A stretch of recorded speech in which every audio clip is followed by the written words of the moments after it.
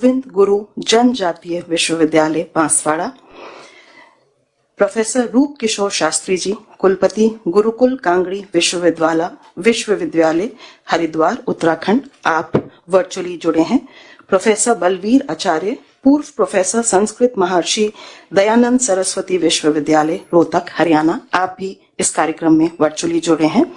अकादमी के प्रशासक एवं संभागीय आयुक्त जयपुर डॉक्टर समित शर्मा जी, अकादमी के सचिव श्री झाला जी, कार्यक्रम के विषयगत उद्घोषक डॉक्टर नीरज शर्मा जी, गांधी 150 के सम्मानित समस्त सदस्यगण जो वर्चुअली इस प्रोग्राम में दर्शक के रूप में जुड़े हैं, वे राष्ट्रीय वेद सम्मेलन से जुड़े समस्त वैदिक विद्वत जन, श्रोताओं और दर्शकों, मैं आप सभी का आत्मीयता से अभिनंदन करती हूं। सबसे पहले मैं आप सभी को विभाग की ओर से और अपनी ओर से नव वर्ष की अनेकों शुभकामनाएं देती हूं। आज सौभाग्य से नव वर्ष के द्वितीय अमावस के दिन द्वितीय मंगलवार है, जो मासिक हनुमान जयंती होती है।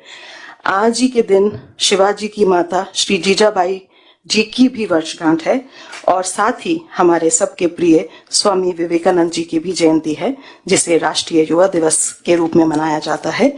इन सभी के त्रिवेणी को संकल्प की नई शुरुआत की दृष्टि से देखा जाता है। आज राष्ट्रीय युवा दिवस है। आज का दिन स्वामी विवेकानंद का जयंती दिवस भी मनाया जाता है। भारत के युवाओं के आदर्श स्वामी विवेकानंद जी के द्वारा वैश्विक पटल पर भारतीय संस्कृति व सनातन परंपरा को पुनः स्थापित करना भारत की वैदिक ज्ञान परंपरा की पुनः जागृति का अभियान था। आपने कहा, दुनिया के इस दंगल में हम आत्मा से मजबूत होने आए हैं, और अंग्रेजी में The world is the great gymnasium where we have come to make ourselves strong. You have to know, you have to grow from inside out. There is no teacher but your own soul. You cannot believe in God until you believe in yourself. वेदों की विश्वजननी मूल्यों के उद्घोष में वेद के समस्त ऋषि एकमत हैं और सबको साथ लेकर चलने का संदेश देते हैं। इस उदात्त भूमिका पर खड़े होने के कारण वेदों की भारतीय जनमानस ने इतना अधिक महत्व दिया है। वेद विषय के गहरे से गहरे रहस्य में जाकर भी सामान्य जनजीवन से जुड़ा है। इसमें भौतिक वैभव से लेकर शारीरिक स्वास्थ्य, मेधा, रक्षा, अभय, विजय, वर्चस्व, शांति, अभ्युदय तथा आत्मिक शक्ति एवं सांसारिक जीवन के लिए आवश्यक सभी पदार्थों के लिए हार्दिक प्रार्थना के साथ साथ शक्ति तथा ज्ञान के समन्वय की भी प्रार्थना की गई है। यह भी विचारणीय है कि वेद ने एक नैतिक किंतु कर्मठ जीवन जीने का भी मार्ग प्रशस्त किया है। आज के इस वैश्विक युग में वेद की नैतिकता और निर्धनता के विरुद्ध वेद की कर्मठता अत्यंत प्रासंगिक है। समाजवाद का स्वर भी अत्यंत सशक्त रूप में ऋग्वेद में अभिव्यक्त होता है। वेद से कॉर्पोरेट मैनेजमेंट के गुण भी प्राप्त होते हैं, जब यजमान स्वाहा कहता है और उसको आशीर्वाद स्वरूप तथास्तु का आशीर्वचन दिया जाता है। इसी बैलेंस से लेके जो है प्रॉफिट और लॉस की जो रचना कॉमर्स में की गई है। अंत में इतना ही कहूंगी कि वेद हमें लोक कल्याणकारी समाज एवं सुसंस्कृत जीवन की दिशा देता है, जिसके द्वारा कल्याणकारी राज्य व सुशासन की कल्पना को धरातल पर उतारा जा सकता है। अंत में मैं माननीय अतिथि विद्वानों को इस अखिल भारतीय वेद सम्मेलन में सम्मिलित होने पर पुनः हार्दिक आभार व धन्यवाद के साथ अपने भावों को विराम देती हूँ। साथ ही कार्यक्रम को औपचारिक रूप में शुरुआत करने की भी अनुमति आपसे लेती हूँ। सर, सर्वप्रथम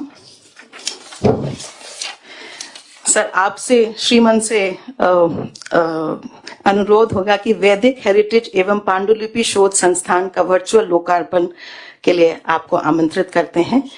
छोटी सी इसकी भूमिका आप जैसे इसका वर्चुअल करते हैं उसका आपके सामने पेश करना चाहेंगे। सर, ये 2017-18 की बजट घोषणा है जो काफी समय पहले तैयार होके आज उद्घाटन के लिए आपके समक्ष है। इसका लोकार्पण जो है उसके पीछे 75 लाख रुपए इसमें खर्च हुए हैं और ये वॉल्ड सिटी के अंदर एक बहुत अच्छा भवन जो है बन के तैयार हुआ है, जिसमें संस्कृत की सभी पांडुलिपियां जो हैं मैन्युस्क्रिप्ट्स को हम आगे डिजिटाइज करके जनमानस को पब्लिक डोमेन में अवेलेबल कराने का मानस रखते हैं। सर, आपसे पुनः अनुरोध है बटन दबा के इसका वर्चुअल उद्घाटन करने।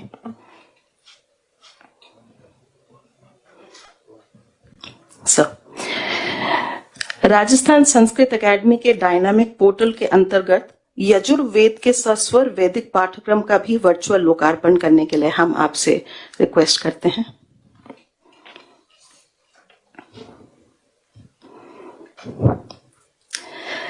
सर, इसके साथ ही एक छोटा सा सुझाव जो है विभाग की ओर से, जो माननीय मुख्य सचिव महोदय की इंटर डिपार्टमेंटल मीटिंग में आया था, वो आपके समक्ष रखना चाहेंगे क्योंकि आज हमें यह अवसर आपके द्वारा दिया गया है। कला एवं संस्कृति विभाग के अंतर्गत संस्कृत अकादमी एवं देवस्थान विभाग के संयुक्त तत्वाधान में पुजारियों की रिक्त स्थानों को भरने के लिए जो 5 वर्षीय वेद कार्यक्रम पाठ्यक्रम जो हम चलाते हैं, उसमें हम अगर लास्ट का वर्ष जो है इंटर्नशिप के रूप में रख दें तो जो देवस्थान विभाग में 500 से भी अधिक पुजारियों की रिक्तियां हैं, वो बिना किसी वित्तीय भार के सरकार पर हर एक वर्ष आगे से आगे निरंतरता में जो है, जब तक मेन नियुक्तियां नहीं होती तब तक ये पद उनके भरे जाएंगे। ये दोनों विभागों के संयुक्त तत्वाधान में अगर श्रीमान उपयुक्त समझें तो भविष्य में इस पर विचार करके इसको अमली जामा पहनाया जा सकता है।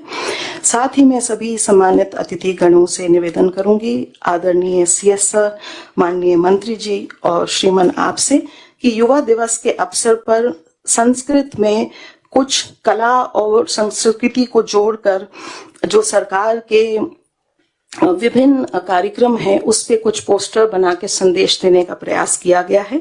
तो ये 4 पोस्टर्स हैं, इनका जो विमोचन आपके कर कमलों द्वारा करने के लिए आपसे आग्रह है श्रीमन। पानी बचाओ, सबको पढ़ाओ, बेटी बचाओ और पर्यावरण बचाओ, इस पर जो है कुछ पोस्टर तैयार किए गए हैं। मैं झाला जी से रिक्वेस्ट करूंगी कि वो पोस्टर्स जो हैं आप श्रीमान अतिथियों को उनके हाथ में समलाएं प्लीज।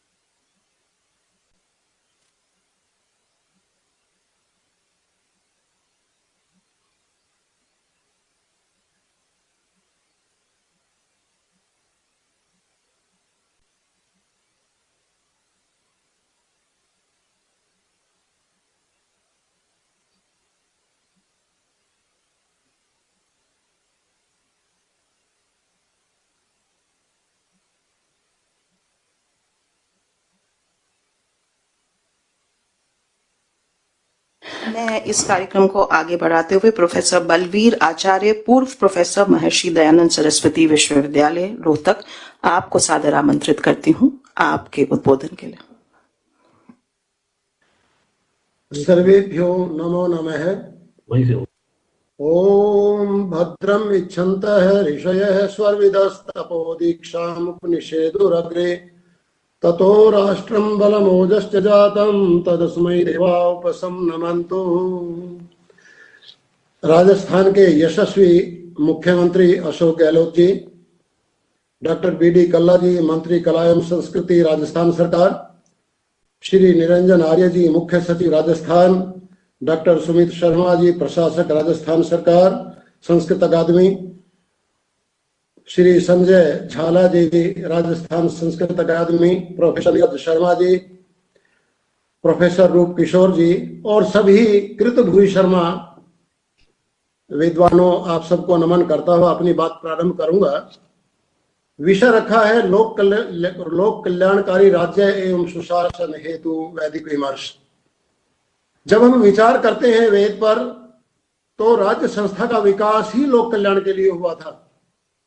अथर्ववेद में उस राजा की स्थिति का वर्णन है जब प्रारंभ में कोई राजा नहीं था और लोग डरे रहते थे। मत्स्य न्याय चरितार्थ था, जिसकी लाठी उसकी भैंस वाली कहानी चरितार्थ हो रही थी। तो उल्लेख हुआ है विराट वा इदम अग्रे आसीत् तस्या जातायाः सर्वम अभिभेद्यम एवेदम भविष्यति थी, कि उस समय कोई राजा नहीं था और सब में भयभीत रहते थे कि ये अराजक की स्थिति कब तक बनी रहेगी। तो सो उदय क्रामत सा गहर पत्ते न्यक्रामत, सो उदय क्रामत सा आहनीय न्यक्रामत, सो उदय क्रामत सा दक्षिणाग्नौ न्यक्रामत, सो उदय क्रामत सा सभायाम न्यक्रामत, सो उदय क्रामत सा समितौ न्यक्रामत, सो उदय क्रामत सा आमंत्रणे न्यक्रामत। अर्थात सृष्टि के आरंभ में मानव सभ्यता के विकास के समय कोई राजा या राज्य व्यवस्था न थी, इसी कारण अराजकता बनी हुई थी और सभी असुरक्षा की भावना से डरे रहते थे। तब कर्म से पहले गार्हपत्य संस्था बनी, यह कुटुंब की पहली इकाई थी। फिर अनेक कुलों को मिलाकर ग्राम संस्था का विकास हुआ। अनेक ग्राम को मिलाकर के एक राज्य संस्था बनाई गई।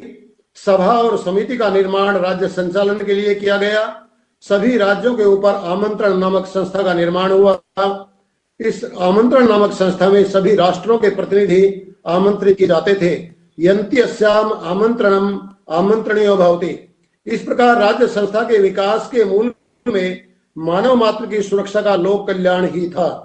राज्य संस्था के विकास के साथ ही राजा के चयन का प्रश्न उपस्थित हुआ और राजा के कर्तव्य, अधिकार, योग्यता का निर्धारण किया गया।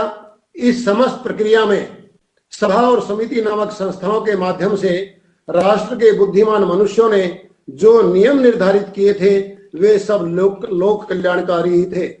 पहला नियम तो यह बनाया गया कि राजा का चुनाव सर्वसम्मति से प्रजा करेगी। यजुर्वेद में उल्लेख है विशस्त्वा सर्वा वांछन्तु महत्वद राष्ट्रम अधिवर्षत, अर्थात समस्त प्रजा राजा का सर्वसम्मति से चुनाव करे। इसी प्रकार अथर्ववेद में उल्लेख है त्वाम विशो विणताम राज्याय त्वाम इमाः प्रदिशय पंचदेवी वर्षमन राष्ट्रस्य ककुति श्रेयस्व तो न उग्रो विभजा सुनी। अर्थात सभी दिशाओं के प्रजा राज्य के लिए राजा का निर्वाचन करे। अथर्ववेद में अन्यत्र उल्लेख है कि राजा के निर्वाचन के लिए सभी प्रतिनिधि एकत्रित होकर सर्वसम्मति से राजा का निर्वाचन करें। सर्वादिशय समनसय सदृची ध्रुवायते समिति कल्पतामी है। इस प्रकार हम देखते हैं कि वेद में राजा के निर्वाचन की प्रक्रिया प्रारंभ की आनुवंशिक राज्य का कोई स्थान वेदों में वर्णित नहीं है। इसके साथ ही ये नहीं होता था कि कोई भी राजा के पद के लिए प्रजा के सामने जाए और निर्वाचन के लिए प्रार्थना करे। राजा के लिए एक योग्यता निर्धारित कर दी गई थी और जिसका उल्लेख ऋग्वेद के पहले व्याख्यान ग्रंथ ऐत्रेय ब्राह्मण ग्रंथ में मिलता है। 5 गुण ऐसे थे जो राजा में होने चाहिए, तभी प्रजा के पास वह निर्वाचन के योग्य माना जाता था। पहला गुण था ओजिष्ठ है, वह सबसे अधिक बलशाली हो, ओज वाला हो। फिर बलिष्ठ है, बल अर्थ है सेना का, वो सेना के संचालन के गुणों से युक्त हो। तीसरा गुण था सहिष्ठ है, शत्रुओं को पराजित करने में सबसे अधिक समर्थ हो।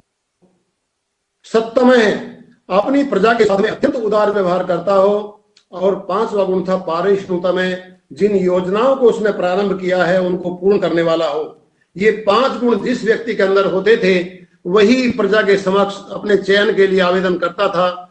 ऐसे व्यक्ति उपस्थित होते थे, उनमें से राजा को चुना जाता था। राजा को चुनने के बाद में एक राज्याभिषेक की प्रक्रिया की जाती थी और उस राज्याभिषेक की प्रक्रिया ये संवैधानिक थी। राज्याभिषेक की प्रक्रिया में जो राजा को चुनते थे उनमें प्रजा तो होती ही थी, लेकिन राज्य मंत्रिमंडल के जो सदस्य होते थे वो भी राजा को चुनाव में भाग लेते थे। और उस समय राजा के मंत्रिमंडल के सदस्यों का चुनाव नहीं होता था, उनको योग्यता और गुण के आधार पर खोज करके राज्य मंत्रिमंडल में सम्मिलित किया जाता था और उनका नाम था रत्न। नवरत्न की परंपरा बहुत बात तक हमारी राजनीति में चर्चित रही है। आचार्य सायण शतपथ ब्राह्मण का भाष्य करते हुए ये लिखते हैं कि रत्नवत प्रशस्तम गवेषणीयम वस्तु, कि ये जो व्यक्ति होते थे ये ऐसे होते थे जैसे रत्न को खोज करके इकट्ठा किया जाता है, खोज करके लाया जाता है, ऐसे ही प्रजा में से गुणवान व्यक्तियों को खोज करके लाया जाता था ताकि वो अपने कार्यों का निर्वाह कर सके। सेनानी की खोज की जाती थी, पुरोहित की खोज की जाती थी, सूत की खोज की जाती थी, ग्रामणी की खोज की जाती थी। तो ये 11 मंत्रिमंडल के सदस्य होते थे और 12वां राजा होता था। पहला सेनानी था जो सेना का संचालन करता था, क्योंकि राष्ट्र की सुरक्षा के लिए सेना बहुत आवश्यक है, कोई आतताई न आने पाए। अथर्ववेद में एक उल्लेख है, यदि नो गाम हंसी यद्यशोम यदि पुरुषम तंत्वा शीसे न विद्यामो यथानो असो अविरहा। यदि हमारे पशुओं को कोई हानि पहुंचाता है, हमारी प्रजा को कोई दुख पहुंचाता है, तो उसको शीशे की गोली से उस समय बींध दो। हमारे यहाँ पर आतताइयों के लिए मुकदमा चलाने का कोई विधान सरकार ने नहीं किया है।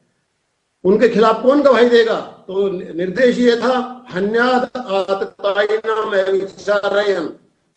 जब पता लग गया इसने 100 व्यक्तियों को मारा है, आतताई आतंकवादी है, उसको तुरंत वहीं पर मार दो। तो इस प्रकार की परंपरा के लिए सेनापति नियुक्त किया जाता था। दूसरा काम था पुरोहित का। ये जो मंत्रिमंडल के 11 सदस्य थे, इनको देखिए, पुरोहित धार्मिक कर्मकांड कराने वाला ही पुरोहित नहीं था। पुरोहित की जो योग्यता निर्धारित की गई है वो की गई है कि वो संविधान का विशेषज्ञ हो, वो राजा को शपथ दिलाता था, वो प्रजा को निर्देशित करता था, योजनाएं बनाता था राष्ट्र के विकास के लिए। तो ऐसे बुद्धिमान व्यक्ति जो चारों वेदों का विद्वान हो, संविधान का विशेषज्ञ हो, संविधान के लिए वैदिक साहित्य में धर्म शब्द का प्रयोग किया है। जब राजा बन गया, मंत्रिमंडल बन गया, अब प्रशासन की व्यवस्था कैसे चले? राजा तो निरंकुश हो जाएगा। तो श्रेयो रूपम धर्मम अत्यसृजत, श्रेय रूप धर्म का निर्माण किया गया। और तस्मात धर्मात परो नास्ति, और उस धर्म से ऊपर कोई नहीं था। तो धर्मेण ए बलियान बलियान सम आशास्ते, और उस धर्म के कारण से, उस संविधान के कारण से ए बलवान राजा भी बलवानों पर शासन करता था। तो धर्म का अर्थ यहाँ पर संविधान था, और संविधान के जो नियम थे उनको वर्त कहा जाता था। इसलिए राजा और पुरोहित दोनों को धृत वर्त कहा है। जो वर्तों को, संविधान के नियमों को अच्छी प्रकार से जिन्होंने धारण किया हुआ है, वो उसका संचालन करते थे। ये सारा वर्णन आपको ऐत्रेय ब्राह्मण और शतपथ ब्राह्मण में मिलेगा। ऐत्रेय ब्राह्मण की जो 8वीं कंडिका है, 37वां और 38वां जो अध्याय है, उसमें इसका विवेचन किया गया है कि पुरोहित कैसा हो और संविधान कैसा हो। फिर राजा की रानी को भी मंत्रिमंडल का सदस्य बनाया जाता था महिलाओं की तरफ से, और उसकी राय बहुत महत्वपूर्ण होती थी। एक इतिहास लेखक होता था संविधान का सदस्य, जिसको सूत कहा जाता था। फिर ग्रामों का प्रधान, एक ग्रामणी को प्रतिनिधि रूप में रखा जाता था गांव के प्रजा के लिए बात बताने के लिए। आय व्यय का अधिकारी, जिसको क्षत्ता कहा जाता था, वो रखा जाता था। कोषाध्यक्ष संग्रहिता होता था, जो कर का संग्रह करता था। और जो भागधुक राजस्व अधिकारी होता था, जो कर निर्धारण करता था। और अक्षवाप, जो आय व्यय का निरीक्षण करता था। तो ये 4 रेवेन्यू मिनिस्टर होते थे एक राजा के राज्य में। तो आप इसी से अनुमान लगा सकते हैं कि कितनी सुव्यवस्थित स्थिति थी राज्य के प्रशासन के विषय में, ताकि जनता को किसी प्रकार का अभाव न होने पाए। कि 4 राजस्व से संबंधित अधिकारी वहां पर होते थे।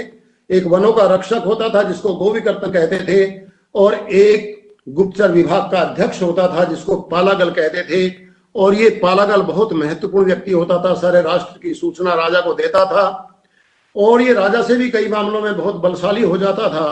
तो बाद में ये नियम बना दिया गया उत्तरोत्तर काल में कि ऐसा ना हो कि सारी सूचनाएं, गोपनीय सूचनाएं इसके पास होती थी, पालागल के पास, जो ये गुप्तचर विभाग का अधिकारी होता था, कि ये राजा को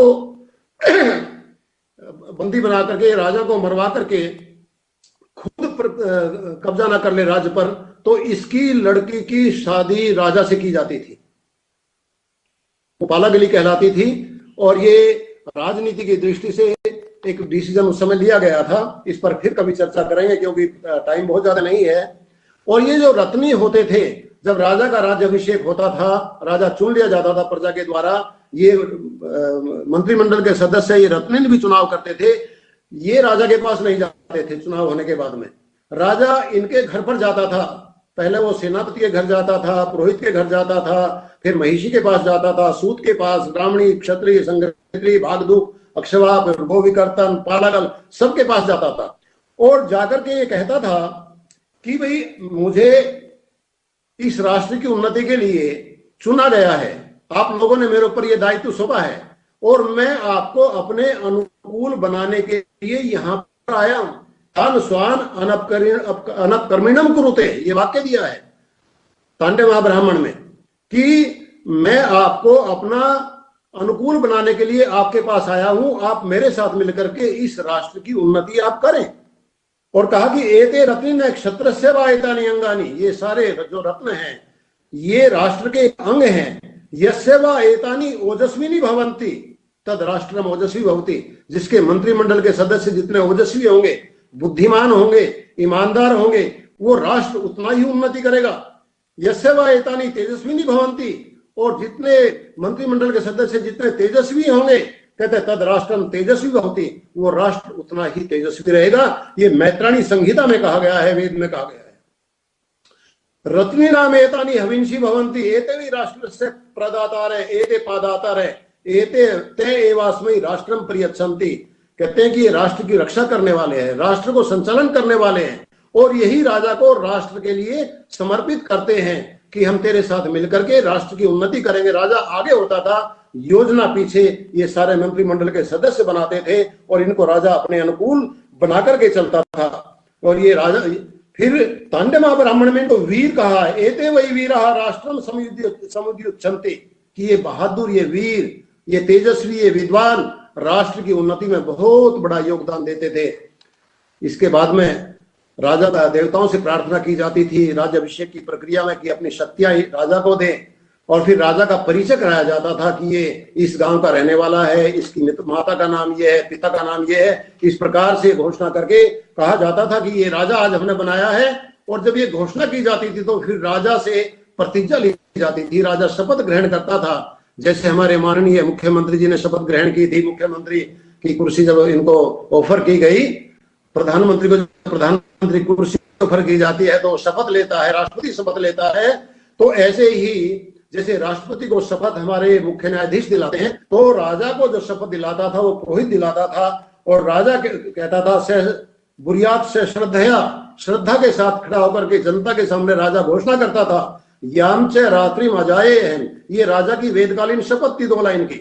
याम च रात्रिम अजाए हैं, याम च प्रेतास्मि तद उभय मंत्रेण इष्टा पूर्तम में लोकम सुकृतम प्रजाम विरंजी था यदि ते दुर्हिरमिति। रात्रि यहाँ पर काल का वाचक है कि जिस समय में पैदा हुआ हूं और जिस समय में मृत्यु होगी, यदि मैंने प्रजा से द्रोह किया, तेरे से द्रोह किया, संविधान से द्रोह किया, अपने नियमों का उल्लंघन किया, तो इष्टापूर्तम में जो मेरे सारे पुण्य वे, लोकम मेरा लोक, सुकृतम मेरे पुण्य कर्म, आयु प्रजा वृंजी था मेरे आयु, मेरी संतान, सब कुछ नष्ट हो जाए, सब कुछ आप छीन लेना यदि मैंने कभी द्रोह किया।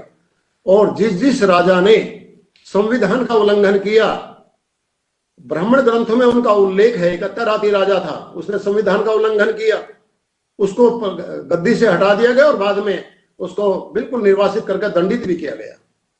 इंद्र ने इसी प्रकार का उल्लंघन किया, उसको गद्दी से हटा दिया गया, फिर दूसरा राजा का चुनाव हुआ। इस प्रकार शपथ लेने के बाद में राजा दिग्विजय के लिए निकलता था, सारी प्रजाओं के दुख सुख को देखता था और ये देखता था कि कहां कहां पर किस चीज की कमी है, उसके लिए वो जाता था। फिर उसको आशीर्वाद देते थे कि सब प्रकार का सुख समृद्धि तेरे पास में विद्यमान हो। और सबसे बड़ी बात यह थी कि जब राजा गद्दी पर बैठता था तो उसकी पीठ पर दंडा लगाया जाता था, एक दंड लेकर के कोमलता से स्पर्श किया जाता था। उसका भाव ये था कि जिस प्रकार से तू दंड का अधिकारी है, संविधान के अनुसार तू दंड देगा प्रजा को, तू भी दंड से ऊपर नहीं है। यदि तूने उल्लंघन किया संविधान का तो तेरे को भी दंड दिया जाएगा। लेकिन एक छूट दी गई राजा को, अथैनम पृष्ठ तूष्णी में दंडेर घरन, राजा दंड्य है, राजा दंडित है, यदेनम दंडवतमति नयंती। लेकिन यदि वो कोई ऐसा अपराध कर दे जिसका विधान दंड का मृत्यु दंड का है, राजा को मृत्यु दंड से मुक्ति दी गई थी। मृत्यु दंड नहीं दिया जाता था, लेकिन सामान्य दंड राजा को दिया जाता था। और राजा के जो कर्तव्य कर्म बाद में गिनाए गए हैं, उसमें जैसा कि अभी प्रोफेसर नीरज शर्मा जी ने बताया, कृषित्वा कि पहला तेरा काम है कृषि की उन्नति करना, क्योंकि कृषि सभी समृद्धि का आधार है, बिना अन्न के कुछ नहीं हो सकता। फिर कहा क्षेमायत्वा, कल्याण के लिए हम तेरा राज्याभिषेक कर रहे हैं। रहित्वा, धन संपत्ति राष्ट्र में बढ़े, उसके लिए तेरा अभिषेक कर रहे हैं। पोषायत्वा, और सबकी पुष्टि तुझे करनी है। बहु करे, श्रेयस करे, भूयस करे। और ये सारी योजनाएं धन समृद्धि की जो बनाएगा, ये छोटी योजना नहीं बनाएगा, बहुत बड़ी योजना बनाएगा, जिससे सारे राष्ट्र का भरण पोषण हो, समृद्धि बढ़े। भूयस्कर बनाएगा, स्वराजस्थ है, जनभृतस्थ है, विश्वभृतस्थ है। तेरे पास इतनी सामर्थ्य होनी चाहिए, तू न केवल अपने गांव का, अपने राज्य का भरण पोषण करे, अपितु विश्वभृतस्थ है। तेरे पास इतना धन होना चाहिए कि सारे संसार का तू भरण पोषण कर सके, और वसुधैव कुटुंबकम की जो भावना है उसको चरितार्थ कर सके। इस प्रकार की ये भावना हमारे देश में आई है। और यजुर्वेद में राष्ट्र का की प्रार्थना की गई है, जिसको हम राष्ट्र सूक्त भी कह सकते हैं, जिसको हम राष्ट्रगान भी कह सकते हैं। आ ब्राह्मणो ब्रह्मसीताम शूरम। अंत में कहा निकामे निकामे न पर्जन्यो वर्षतु फलवत्यो नो श्रेय पच्यताम योगक्षेमो न कल्पताम। कि समय समय पर वर्षा हो, इस प्रकार का हमारा वातावरण हो कि समय समय पर वर्षा हो, खूब हमारी खेती लहलाए, वनस्पतियां फल फूल से लदी हुई हो, और योग और क्षेम, जो चीज हमारे पास में नहीं है, जिस चीज का भाव है उसको हम प्राप्त करें, और जो हमारे पास प्राप्त है उसकी हम रक्षा करें। इस प्रकार का हमारा राष्ट्र होना चाहिए। इस प्रकार का हमारा राष्ट्र यदि होगा तो फिर संसार में हम फिर विश्व गुरु बन सकते हैं। ये वेदों के कल्याणकारी राज्य का स्वरूप संक्षिप्त रूप में मैंने अपने रखा है। ओम शांति। प्रोफेसर साहब, आपने सृष्टि के आरंभ से संस्कृति एवं राज रचना और संविधान को जीवन के 4 स्तंभ धर्म, अर्थ, काम, मोक्ष में पिरो के पेश किया। मैं बहुत ही श्रद्धा के साथ करबद्ध निवेदन करती हूँ, सादर आग्रह करती हूँ हमारे माननीय मुख्यमंत्री जी से कि आप अपने उद्बोधन और आशीर्वचन से हमें अनुग्रहित करें।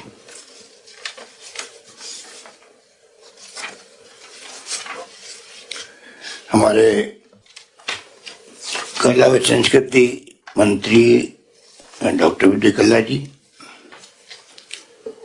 मुख्य सचिव नरेंद्र आर्य जी, principal secretary Shrimati Mugdha Sinha ji, Sumit Sharma ji,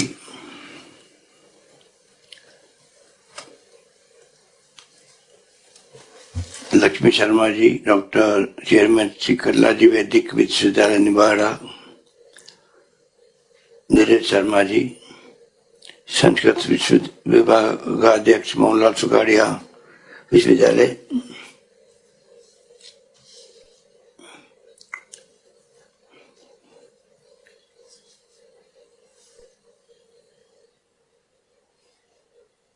professor रूप किशोर शास्त्री जी, कुलपति गुरुकुल कांगड़ी विश्वविद्यालय, बलवीर आचार्य जी, पूर्व प्रोफेसर महर्षि दयानंद सरस्वती विश्वविद्यालय रोहतक,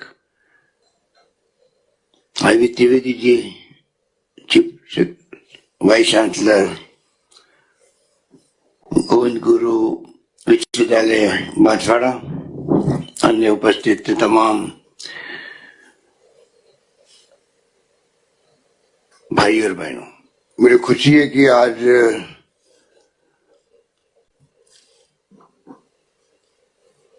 स्वामी विवेकानंद जी की जयंती के अवसर पर राष्ट्रीय वेद सम्मेलन का आयोजन किया गया। अभी विद्वानों ने जो अपने विचार प्रकट किए, मैं उससे बहुत प्रभावित हुआ, क्योंकि शासन और सुशासन किस प्रकार से संभव हो, वो ध्वनि निकल रही थी तमाम वक्ताओं के मुक्सी से। स्वामी विवेकानंद का जयंती का वर्ष भी और आज का दिन भी एक महत्व रखता है। मुझे याद है कि इंदिरा गांधी जी के जमाने में राष्ट्रीय युवा दिवस से घोषित किया गया और संयोग से जब ये युवा दिवस मनाया गया प्रथम,